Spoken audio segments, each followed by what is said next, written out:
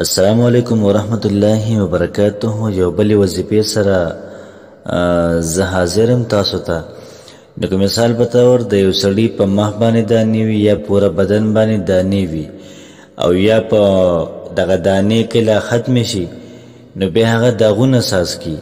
نو د هغې لپاره نن یو روحاني او ډیره زیاته مزیدار وظیفه ما ستاسو خدمت دپاره راوړې ده.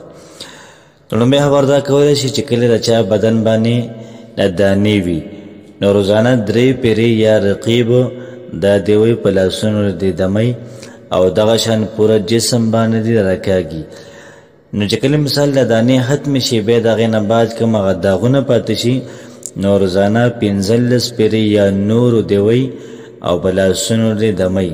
نو چې کله په لاسونو باندې دا دم کې دغه لاسونه به په مخ باندې مرکاږي یا په کوم ځای کې چې داغونه دي دغه داغونه د باندې دي د لاسونه وګرځئ نو انشاءالله د دې وظیفې برکت سره به الله پاک دا ټول مرضونه دا به ختم کړي.